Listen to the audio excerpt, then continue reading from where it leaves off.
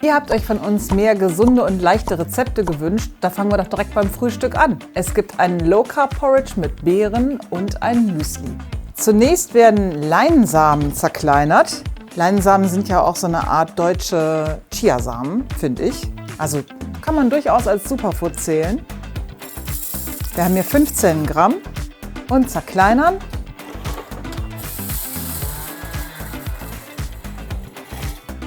Die zweite Zutat sind Mandeln.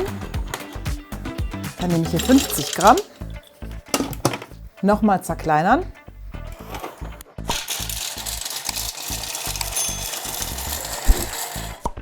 So, einmal inspizieren. Ja, die Leinsaat ist schön fast pulverisiert. Die Mandeln haben noch ein bisschen Biss. Und das Ganze wird jetzt etwas angeröstet. Und zwar für 5 Minuten.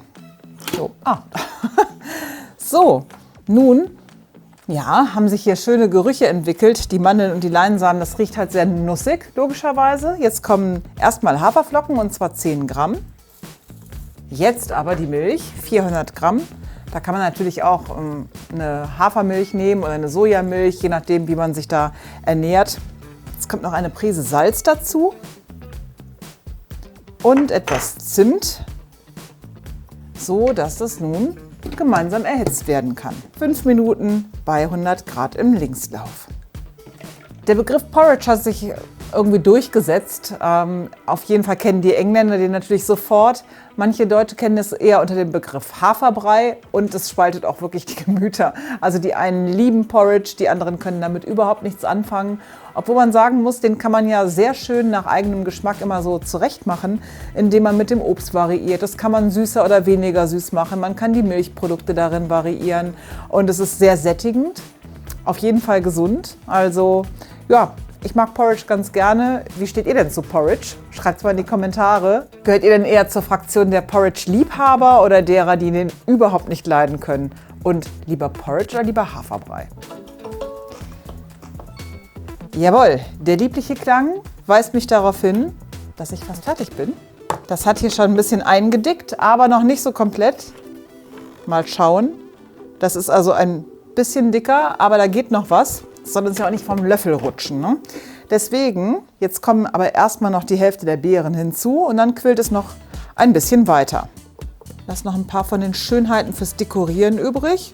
Oh, die hebe ich ein bisschen mit dem Spatel unter. Beziehungsweise, eigentlich ist vorgesehen, dass der Thermomix das macht. Naja gut, da bin ich jetzt schon übergriffig geworden. Das heißt, das überspringe ich jetzt. Und das Porridge wird jetzt schon umgefüllt und dann quillt es aber noch ein wenig. Wie das fertig aussieht, zeige ich euch gleich. Vorher kommt noch ein leichtes Müsli. Was brauchen wir fürs Müsli? Natürlich Obst, mal in erster Linie. Und hier ist die Wahl gefallen auf Banane, Apfel. Die Reihenfolge habe ich jetzt schon vergeigt. Also es fängt mit dem Apfel an, aber es ist eigentlich auch sowas von egal. Also jetzt mache ich, wie es kommt. Banane ist schon drin, Apfel ist dazugekommen und zack, Birne auch noch. Das ist so ein Obst, das sich auf den meisten Obsttellern findet. Deswegen eignet sich das eben sehr gut und ist jetzt hier auch in den Mixtopf gewandert. Aber man kann natürlich auch andere Sachen nehmen, ne? Man kann mit saisonalem Obst arbeiten. Pfirsiche würden sich gut eignen, Nektarinen. Aber hier ist jetzt erstmal die Wahl darauf gefallen. So oder so kommen noch Mandeln hinzu. Und das wird jetzt alles zusammen zerkleinert.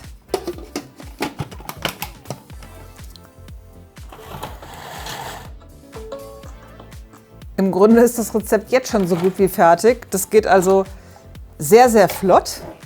Ich schiebe das noch mal ein bisschen nach unten. Jetzt kommen noch hinzu, das mochte die Waage nicht, bitte nicht nachmachen zu Hause.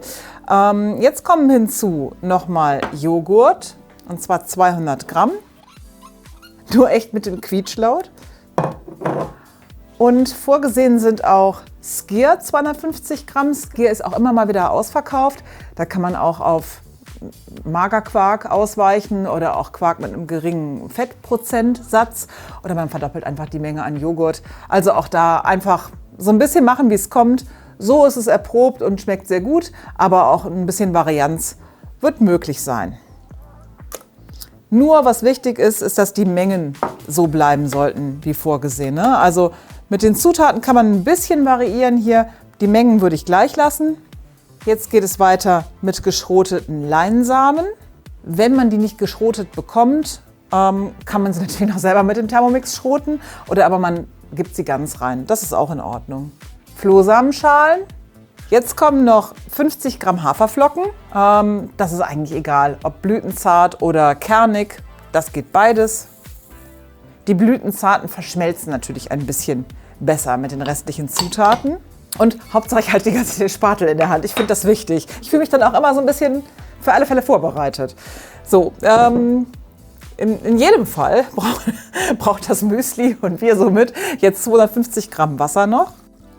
Und zu guter Letzt behält man den Spatel in der Hand und packt den Zimt in den Mixtopf.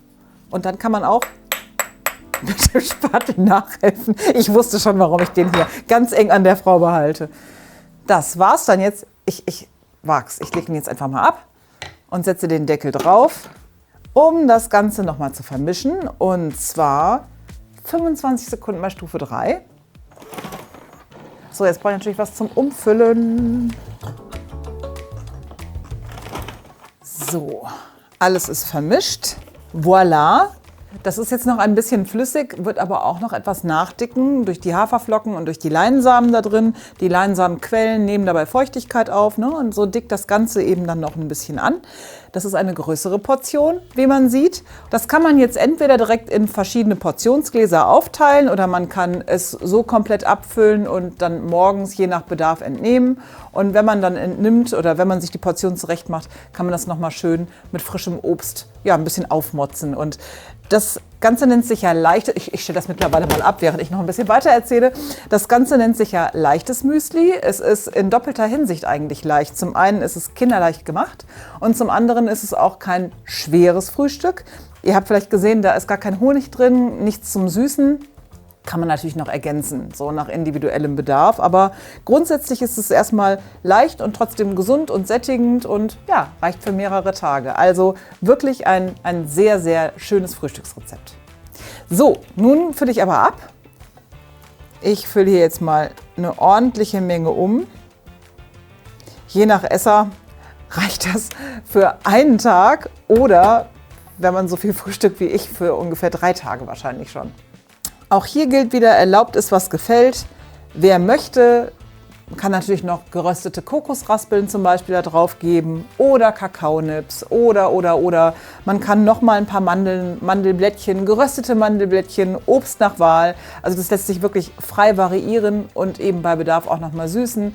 Und auch hier mit Honig, mit Ahornsirup, mit Agavendicksaft. Also ja, das ist eine hervorragende Basis, die so super gut schmeckt und die man sich aber nochmal ganz nach individuellem Geschmack und Vorratsschrank zurechtmachen kann.